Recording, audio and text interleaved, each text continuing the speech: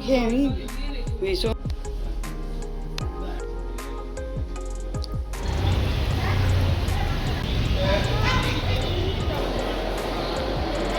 ঘড়িতে বাজছে রাত্রি 12টা 10। এই 12টা 10-এর সময় আজকে আমরা জেগে আছি কেন সেটা বলছি কিছুক্ষণ পর। এখানে ঘরদুয়ারগুলো মোটামুটি গুছিয়ে ডিম লাইটটা অন করে আমরা বেরিয়ে পড়েছিলাম একটি জায়গার উদ্দেশ্যে। Hello everyone, I am Atri, welcome back to my channel everyday echoes Atri. আজকে আমরা যাচ্ছি স্টেশনে। যাব কারা আসছে, কোথা থেকে আসছে, কি কি নিয়ে আসবে সব হচ্ছে গেছে দেখাবো আপনাদেরকে, গল্প করবো।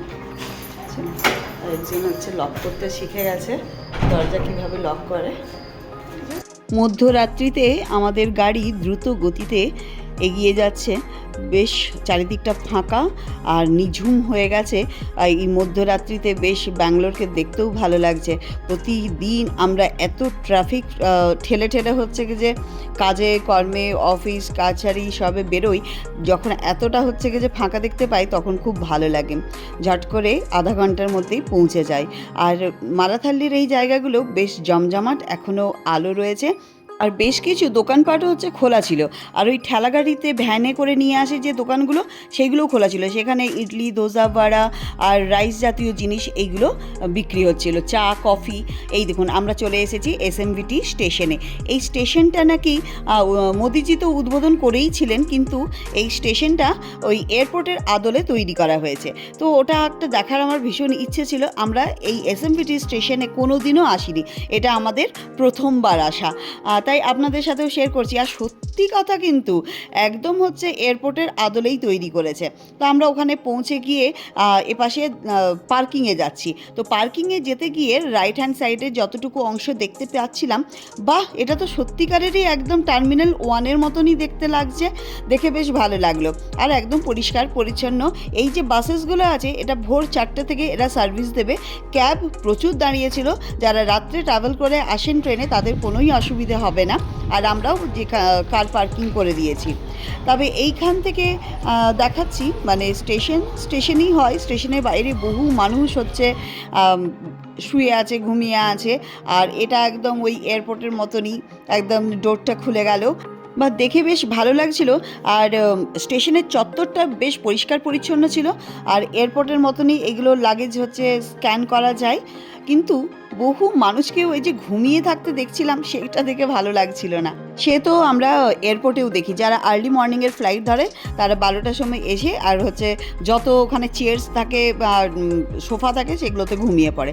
সে আর কি করা যেতে পারে। তবে বাইরের দিকটা যেরকম পরিষ্কার পরিচ্ছন্ন, স্টেশনের ভেতরেও কিন্তু ভীষণ পরিষ্কার পরিচ্ছন্ন। একটা কাগজের টুকরো নেই, পানের পিকটিক নেই, বেশ ভালো লাগলো, ভীষণ মেনটেন করেছে, এটা দেখে খুব ভালো লেগেছে।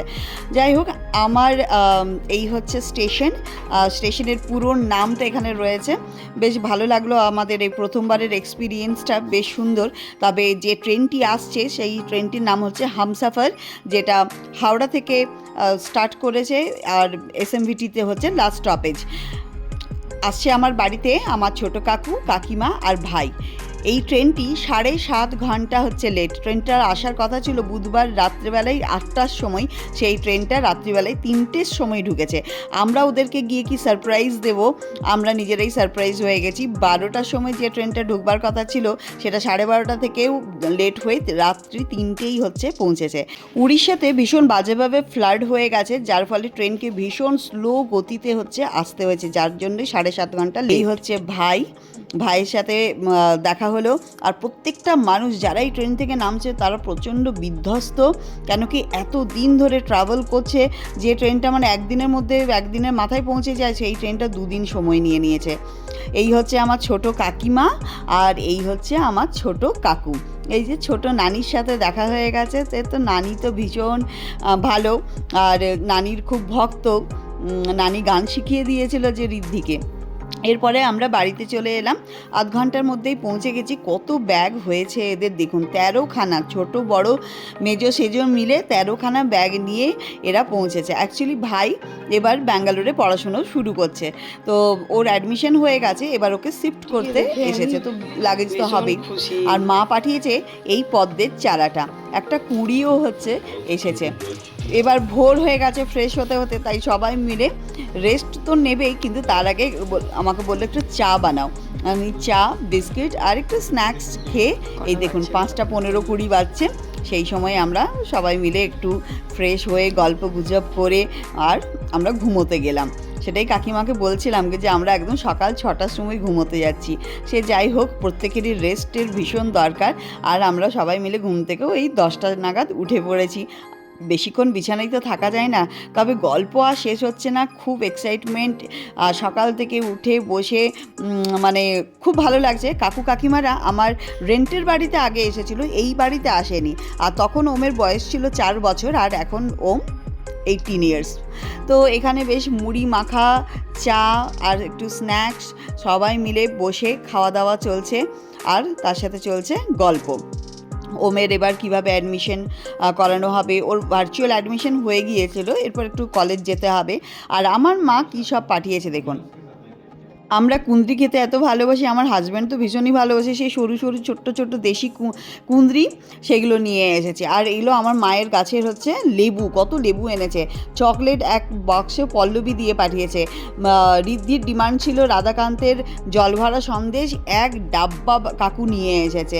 তারপরে আচার, ঘি, কত রকমের আচার, গুড় আচার কাকিমা বানিয়েছিল, মা আবার এতগুলো আচার বানিয়েছে।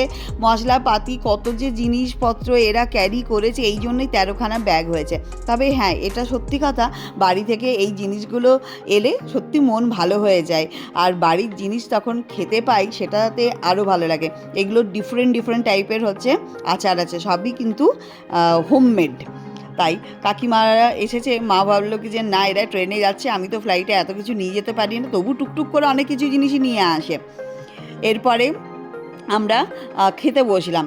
আমার হাজব্যান্ড তো ওয়ার্ক ফ্রম হোম করছিল, রিদ্ধিও সেদিনকে স্কুলে যেতে পারিনি, যাইনি আর কি, বলে আমার সেরকম কোনো প্রজেক্টের কাজ নেই। আমরা বললাম চলো তাহলে খাবার দাবারটা সেরে এখন আমরা ওর কলেজের উদ্দেশ্যে যাচ্ছি, একটু তো গাইড করে দিতেই হবে। তাই আমরা ভাবলাম যে চলো তোমাদেরকে একটু দেখিয়ে দিই। তো আমাদের আউটার রিং রোড, রাস্তাঘাট, ব্যাঙ্গালোরের হচ্ছে কি যে আইটি হাব, টেক পার্ক, সমস্ত কিছু দেখাতে দেখাতে হচ্ছে পৌঁছে গেলাম জ্যান ইউনিভার্সিটিতে। আমার ভাইয়ের অ্যাডমিশন হয়ে গেছে, আর ও এখানে পড়বে ডেটা অ্যানালিটিক্স নিয়ে পড়াশুনো করবে। ওর আবার ইঞ্জিনিয়ারিং বা ডাক্তারি এই সমস্ত ব্যাপারে পছন্দ নয়, আর ও হচ্ছে সুইমার, তো ওর স্পোর্টস কোটাও রয়েছে। এখানে জ্যান থেকে কারা কারা বেরিয়েছে, কারা কারা পড়াশুনো করে স্টার হয়ে গেছে, একবার দেখুন, দারুণ ব্যাপার। এই স্পোর্টসের জন্য জ্যান ইউনিভার্সিটি তো ভীষণই ভালো। আর আমার ভাই হচ্ছে অলরেডি স্টেট কমপ্লিট করে দিয়েছে, ও ন্যাশনাল জাস্ট 1.7 সেকেন্ডসের জন্য 2বার ও ফেলিওর হয়েছে, পাচ্ছে না, মানে জাস্ট একটা হাত কভার করলেই ওর হয়ে যাবে।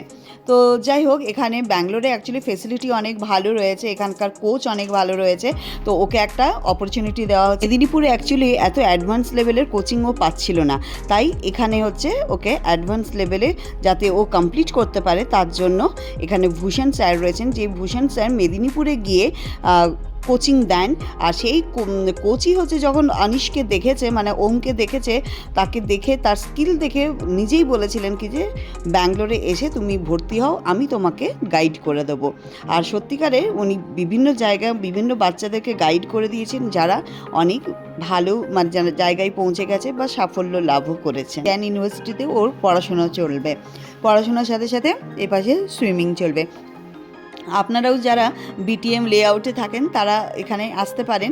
আর ভাই তো ভীষণ খুশি, ওর মানে ওটা হবি, ও সুইমিং ছাড়া বাঁচতে পারবে না, এইরকম ব্যাপার আর কি। আর তার সাথে এবার পড়াশোনাটাও স্টার্ট করবে, তো খুব ভালো একটা সাবজেক্টও পেয়েছে। আর ওখানকার যে ম্যামরা রয়েছে, ওর সার্টিফিকেট, সুইমিং সার্টিফিকেটস দেখে ম্যামরা একদম আপ্লুত, ভীষণ খুশি। তো এই হচ্ছেন ভূষণ স্যার, যিনি কোচ, ইনিই হচ্ছেন কি যে ওকে বারবার বলেছে আনিশ তুমি আমার একাডেমিতে এসো, আমি তোমাকে গাইড করে দেবো। তো এই নিয়েই এখন আলোচনা হচ্ছে। এবার ও যে জায়গায় থাকে সেখান থেকে একটু ডিস্টেন্স হচ্ছে, কীভাবে ওটা কভার আপ হবে, কী রকম কী বৃত্তান্ত, কত খরচাপাতি। হ্যাঁ, ব্যাঙ্গালোর তো একটু কস্টলি তো আছেই, বাট ঠিক আছে, একটা চান্স ওকে দেওয়া হচ্ছে। ওর ন্যাশনালটা যদি ক্লিয়ার করতে পারে 1.5 সেকেন্ডসের জন্য, যেটা কভার করতে পারছে না, সেটা যদি হয়ে যায় তাহলে ওরও একটা অনেক বড় অ্যাচিভমেন্ট, তাই না বলুন? তো এই জন্যই একটা চেষ্টা, বাবা মা তো সে তার সন্তানকে সবসময় বেস্ট জিনিসটা দেওয়ারই চেষ্টা করে। আর আপনারা বিটিএম লেআউটে যারা থাকেন তারা বা তার আশেপাশে যারা থাকেন তারা এই সুইমিংয়ে পুলে আপনাদের বাচ্চাদেরকেও ট্রেন করতে পারেন, ভীষণ ভালো। আর এখানকার ডিটেলসগুলো সমস্ত কিছু আমি দিয়ে দিলাম, আপনারা ভিডিওটা পজ করে আপনারা কন্ট্যাক্ট করতে পারেন। আর দেখুন যদি আপনাদেরও কিছু সাহায্য আমি করে দিতে পারি এই ব্লগের মাধ্যমে। এরপরে আমরা চলে গেলাম, ও যে হস্টেলে থাকবে, ওর তো কলেজের হস্টেল রয়েছে, তো এই হস্টেলটা রয়েছে বিটিএম সেকেন্ড স্টেজে। আমিও যখন পিজিতে থাকতাম তখন ওই বিটিএম আর তাওয়ারেকেরের মধ্যেখানেই আমার পিজি ছিল, তো ওকেও ওই হস্টেলে দেওয়া হয়েছে। হস্টেলটা বেশ সুন্দর, পরিষ্কার পরিচ্ছন্ন, এখানে নিরামিষ খাবার দাবারই পাওয়া যায়। যদি তুমি আমিষ খেতে চাও তাহলে বাইরে থেকে কিনে নিয়ে এসে এই বাইরে বসে এখানে খেতে হবে, এইখানেই সব বাচ্চারা খাওয়া দাওয়া করে। তো হস্টেলের রুমে তো আমাদের অ্যালাউ করেনি, ও দেখে এসেছে, বেশ ভালো। সেই নিয়ে এখন রাত্রেবেলায় গল্পগুজব চলছে, রাত্রে খাওয়া দাওয়াও হয়ে গেছে। আর চলুন আজকে তাহলে আপনাদের সাথে আমার বাড়ির ছোটো কাকু কাকিমা ভাইয়ের সাথেও আলাপ করিয়ে দিলাম, ওদের ব্যাঙ্গালোর আসার গল্প আপনাদের সাথে শেয়ার করতে থাকবো। ভাইও খুব খুশি। চলুন ব্লগটা এখানেই শেষ করছি, দেখা হবে নতুন ব্লগের সাথে। Ta ta, bye bye, thank you so much.